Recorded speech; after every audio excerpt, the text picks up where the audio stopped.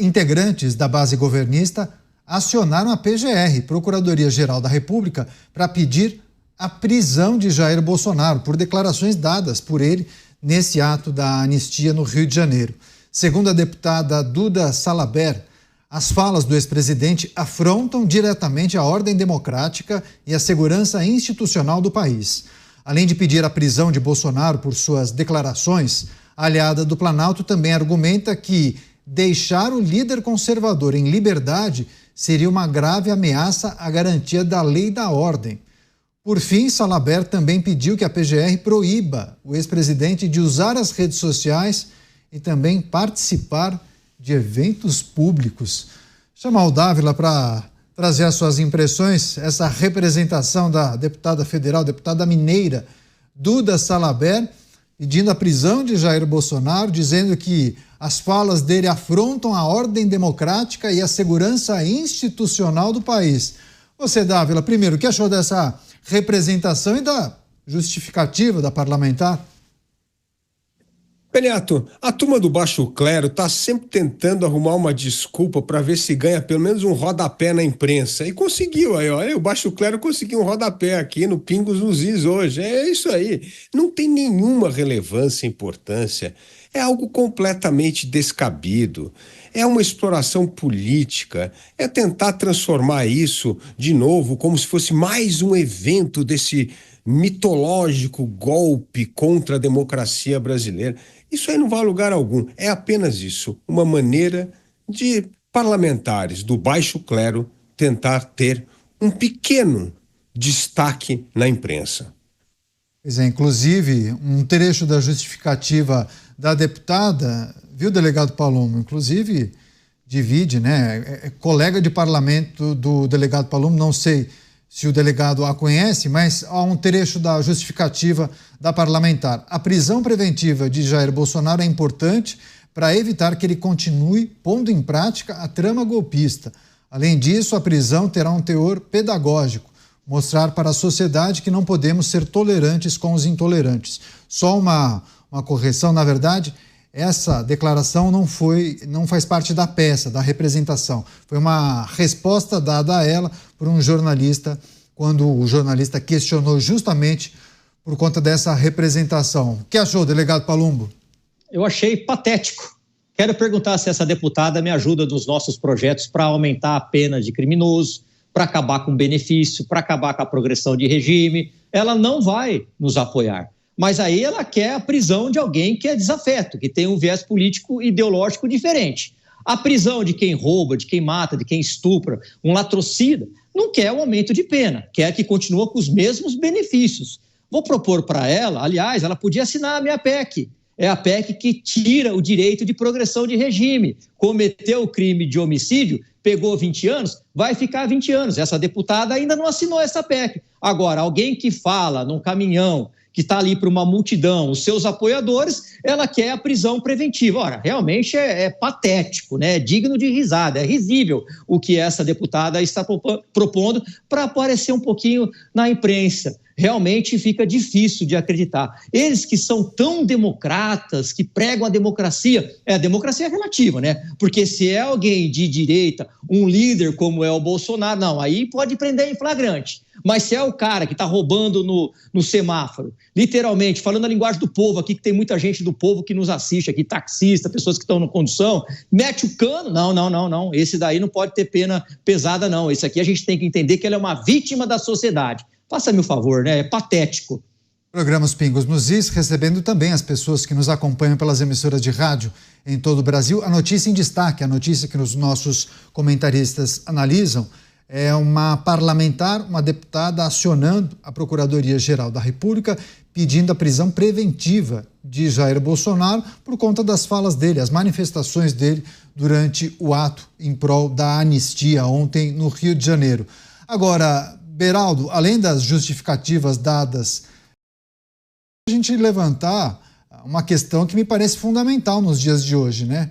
É o que? Seria uma detenção por conta de um crime de opinião? A pessoa não pode mais se manifestar? E o direito à liberdade de expressão? É preciso a gente também lembrar que esse direito é garantido pela Constituição brasileira, não? Não é, Caneta, é que essa deputada só pensa naquilo, ela quer ver os opositores presos, porque ainda nas eleições do ano passado, quando concorreu a prefeita de Belo Horizonte, ameaçou Fuad Noman, que acabou vencendo as eleições, também de prisão. É ataque e ameaça de prisão, uma dinâmica, de um jeito de fazer política completamente sem sentido. É uma bobagem que demonstra o baixo nível, a pouca qualificação para o debate público. Alguém que tem ideia fixa em prender os outros demonstra um sentimento autoritário, que justamente se confronta com as ideias que a pessoa diz defender, mas que no fundo ela quer autoritarismo para ela e não para os outros. Isso aí, Caniato, se torna mais um exemplo do baixo nível que ocupa espaço da política hoje em dia. Pois é, o Dávila mencionou baixo clero, né? Mas muitas vezes a gente percebe que grupos que não têm tanta representatividade acabam fazendo muito barulho, né, Dávila? Muito barulho e acabam inflamando parte da população, enfim. E é preciso destacar também as questões que envolvem a defesa de uma parlamentar progressista, né, de um partido de esquerda, que quer criminalizar o quê? A opinião. A opinião que todos defendem e que está garantida na Constituição brasileira, né? O direito à liberdade de expressão. Mas parece que hoje em dia tudo é relativizado a depender da figura em que você critica, analisa, né? É verdade, Caniato. Aliás, essa turma da esquerda nunca defendeu liberdade de expressão. É que eles usam uma palavra bonitinha, que chama-se controle social da mídia. Controle social da mídia é censura, e essa é a bandeira que eles defendem. Nada. Do presidente da República ao baixo clero, unidos em torno dessa história do controle social da mídia. E cada oportunidade que aparece, volta a bandeira do controle social da mídia para o quê? Restringir a opinião pública, diversidade de ideias, pluralidade de opinião. É essa tal da democracia, entre aspas, que eles defendem.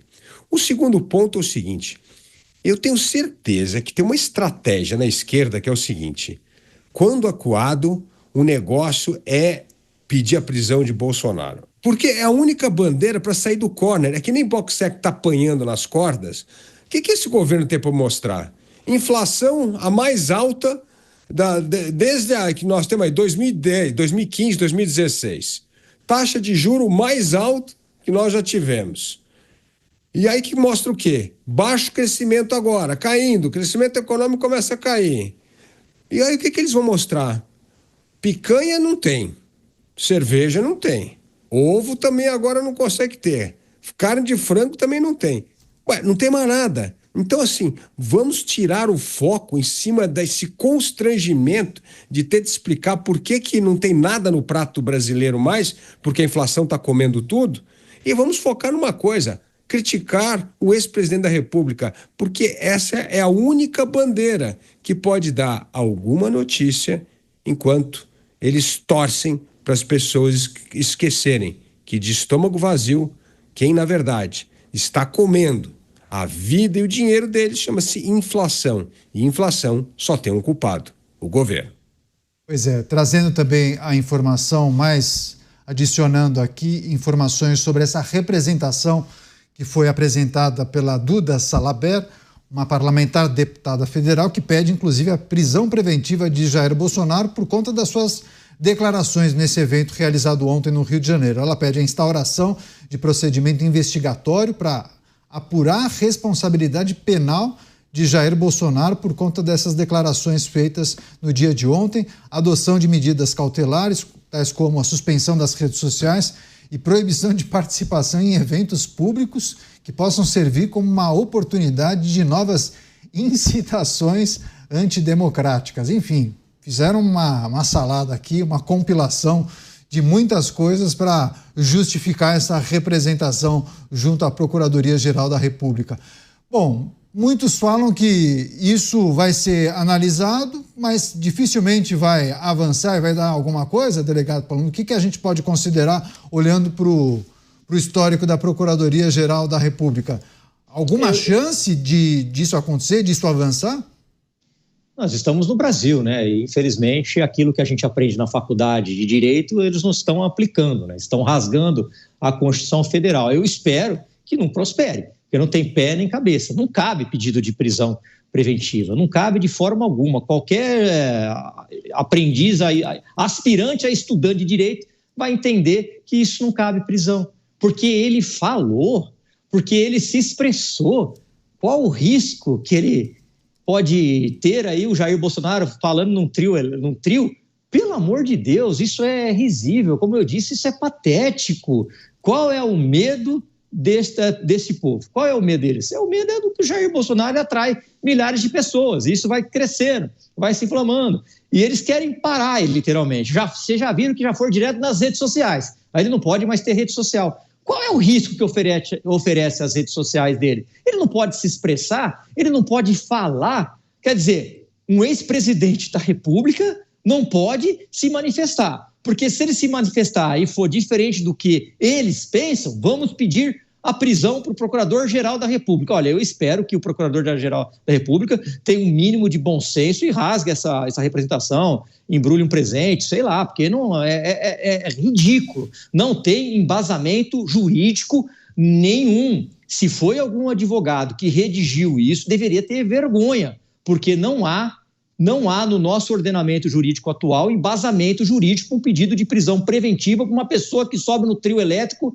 e fale. Somente fale, não cometeu nenhum tipo de delito, não pediu para invadir nada, não pediu para depredar nada, não pediu para invadir, não pediu absolutamente nada. Ele está se insurgindo, está se revoltando contra decisões do Poder Judiciário. Agora, a gente não é obrigado, nós somos obrigados a acatar as decisões judiciais, mas concordar, pelo que eu sei, pelo que eu entendo um pouquinho de lei, nós não somos obrigados a concordar. E o que ela quer fazer nada mais é do que censura. Está aí o motivo deles quererem regular as redes sociais o tempo todo. Na verdade, não é regulação. Na verdade, é uma censura. Mas para não usar esse termo censura, eles colocam regulação. Entende-se como censura.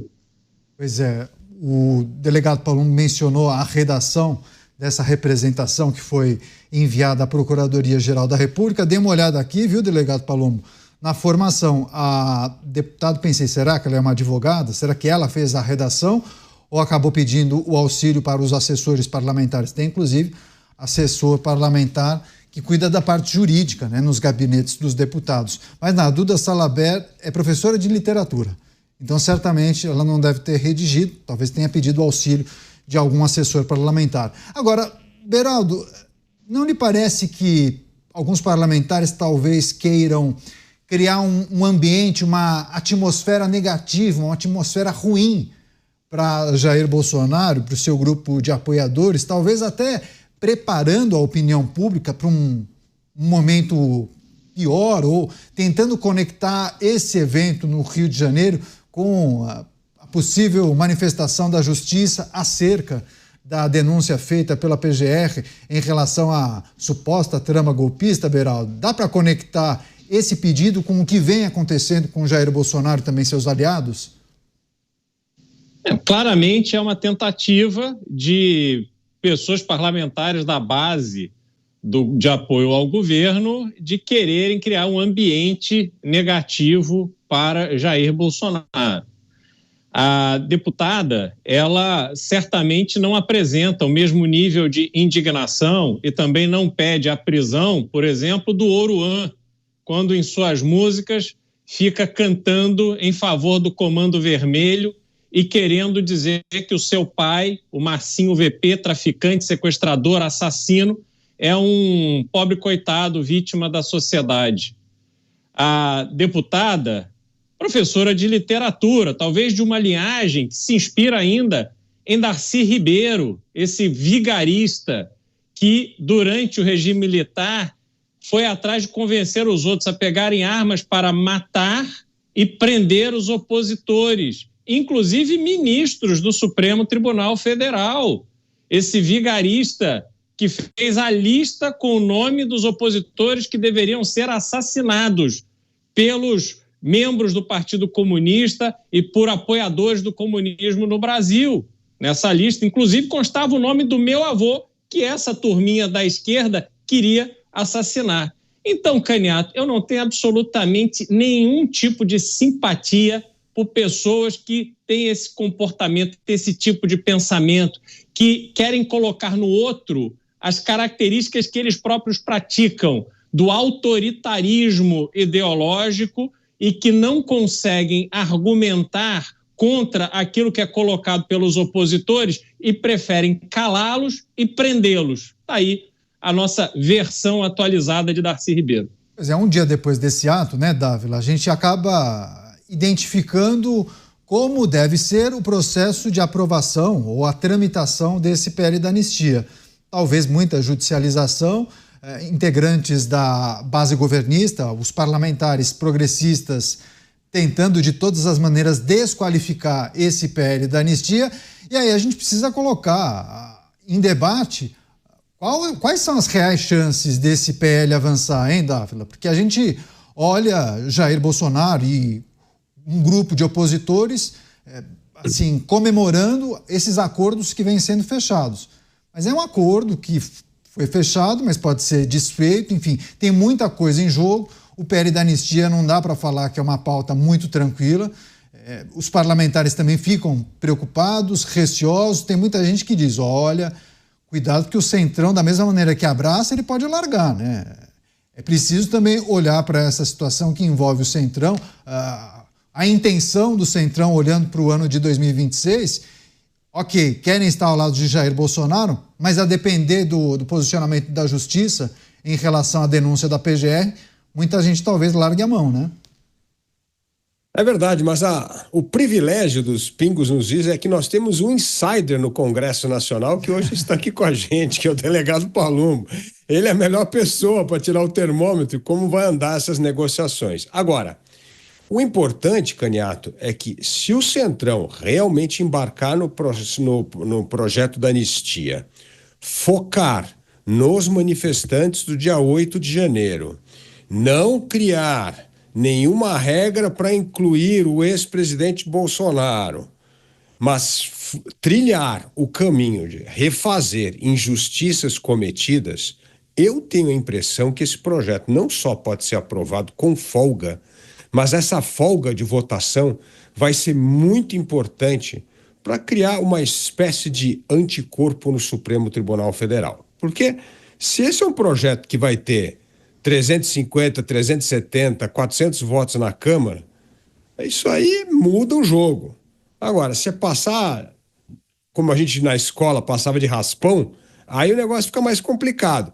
Mas se passar com bastante margem, esse é um sinal que aumenta o custo de uma eventual judicialização desse projeto. Por isso, a importância de se costurar o projeto que será votado com o menor número de jabutis possível, para que ele tramite com uma forma relativamente tranquila e tenha uma aprovação maciça, me parece o melhor anticorpo que se pode criar para fazer com que o projeto da anistia triunfe, não só na Câmara como no Senado, mas que crie um desincentivo ou um custo muito alto de politizar uma decisão soberana do Poder Legislativo. Pois é, esse é um aspecto importante que o Dávila sempre reforça aqui no programa, né? O placar poderia ditar os rumos, inclusive, da tramitação desse projeto, né, delegado Palumbo?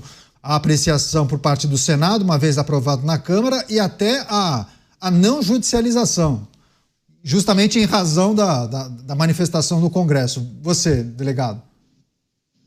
Vê se está fechado o seu microfone, por favor. Não, acho que está aberto. Agora está ok, pode ir. Eu acho pouco provável que não haja uma judicialização. Acho muito difícil, acho quase impossível.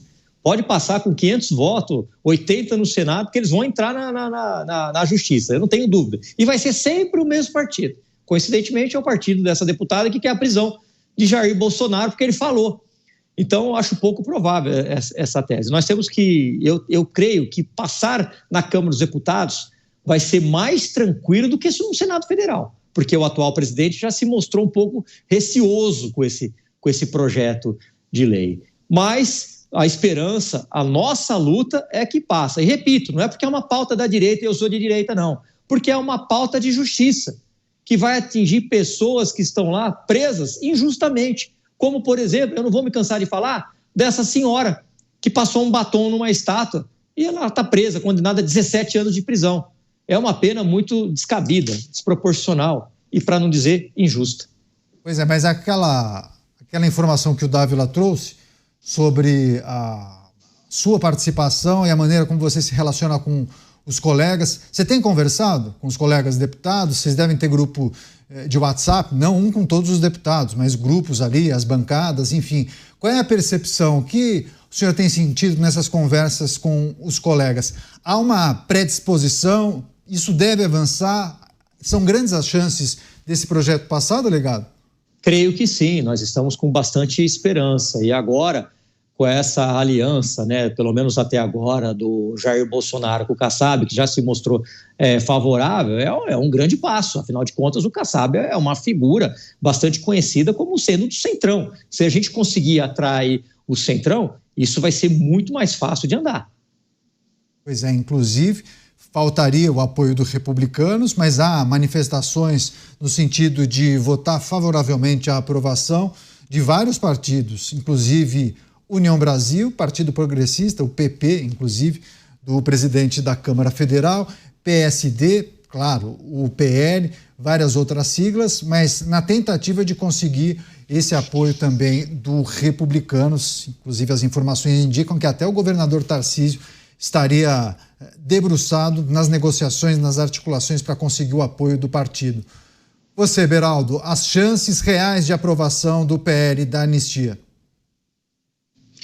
Neto, eu vejo que não é preciso nem o apoio, por exemplo, no caso do Republicanos, do presidente do partido, Marco Pereira, porque essa é uma causa que é muito fácil de você entender onde está o problema. Você, num país como o Brasil, que é assolado por uma onda gigantesca de criminalidade, onde esses criminosos, eles, quando são alcançados pelas forças policiais e levados ao encontro da lei, eles são liberados, eles são presos em penas cujo o regime progride, eles saem, eles sofrem todo tipo ali de atenção e cuidado por parte do poder público. Tudo isso acontece a olhos vistos. A gente fala disso aqui quase que diariamente, desses absurdos em relação à contenção dessa onda de criminalidade, porque na justiça, no poder judiciário, os verdadeiros bandidos do Brasil saem com um tempo muito curto. E não é só crime de violento, não. A gente pode lembrar também que aqueles que assaltaram o Brasil no maior escândalo de corrupção do mundo estão todos soltos, todos estão soltos. Eles confessaram que roubaram o nosso dinheiro para enriquecer e financiar campanhas que destruíram a nossa democracia. E isso não foi suficiente para que eles pudessem cumprir uma pena à altura do dano que causaram à sociedade brasileira. Empresas que fizeram acordo de leniência, ou seja, reconheceram que pagaram propina para serem favorecidos com dinheiro público, que aceitaram pagar multa bilionária. Hoje em dia estão sendo liberadas desses processos sem ter que pagar a multa. Esse é o Brasil de verdade, Caneta. Então, quando você confronta esta realidade com a senhora pegando 17 anos de cadeia porque escreveu com batom numa estátua, obviamente não se está falando do mesmo Brasil. Então, quando você busca este equilíbrio, é muito fácil você trazer o apoio de cada deputado. Só qual é o problema, Caniato? A minha leitura é que este tema será encarado como foi ou tem sido encarado os indultos presidenciais no Brasil desde o governo de Michel Temer.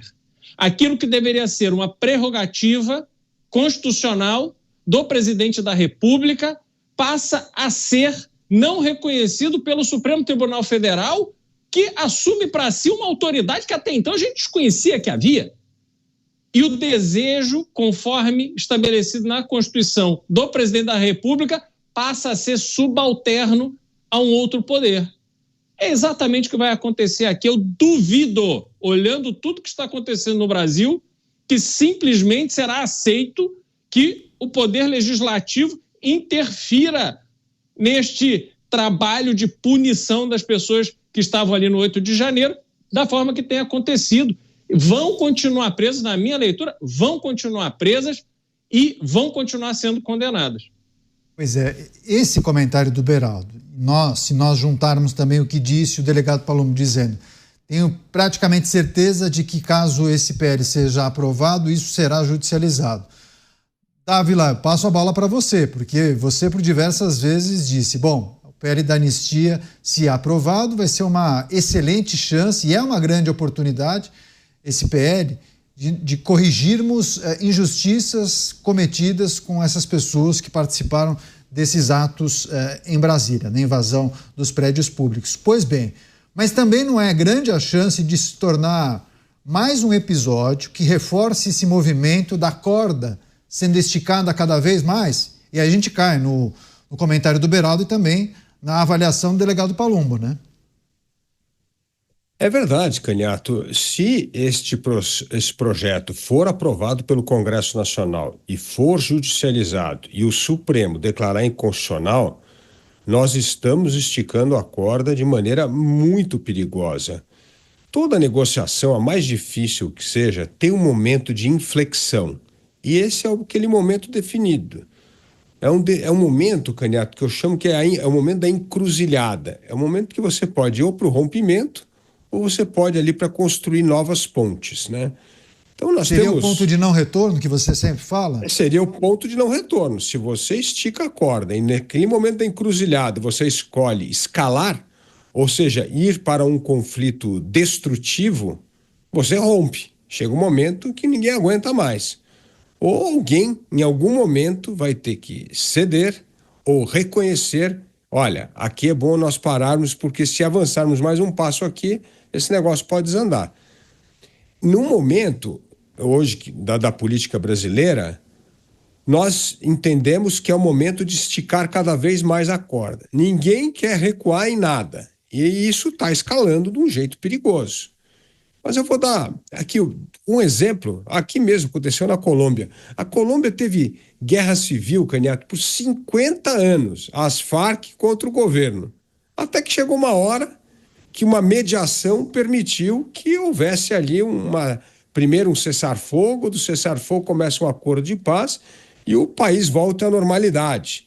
Então esse aqui é um bom exemplo do momento que poderia ter rompido, não ter tido acordo, a guerra civil ia continuar, o país ia continuar se arruinando, ia virar uma espécie de Venezuela, né? Então chegou um momento que nem guerrilheiros e nem governo que tivesse se confrontado e matado durante 50 anos, chegou uma hora que falou assim, olha, a gente tem que descobrir algum ponto aqui de acordo. E aquilo começou uma grande discussão que inclusive levou o Prêmio Nobel da Paz ao presidente Santos da Colômbia. Eu vejo o Brasil nesse caminho, a gente está caminhando, está todo mundo esticando a corda, cada um na sua trincheira, cada um lutando, não querendo ceder em nada. Se nós continuarmos nessa toada, nós vamos chegar ao ponto de não retorno. Então, eu espero, pode até ser um otimismo infundado, que em algum momento o bom senso vai cair e falar, gente, pelo amor de Deus, mais um passo daqui, nós vamos destruir tudo aquilo que nós queremos, que é viver num regime democrático, que é viver num país onde haja liberdade e haja Estado democrático de direito.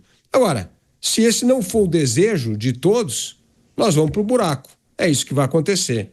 Mas eu espero que a mobilização da sociedade civil, até como um terceiro poder entre os poderes políticos, ajudem a criar um bom senso, fazer com que as pessoas cheguem a um mínimo denominador comum de entendimento, a um acordo, e nós possamos voltar à normalidade. Não interessa a ninguém, nem ao governo, nem à oposição, nem ao Supremo, nem ao Congresso Nacional, nem ao Poder Executivo, entrar em 26 num Brasil a ponto de estar nesse ponto de não retorno que pode colocar em risco todas as conquistas democráticas que nós tivemos nos últimos 50 anos.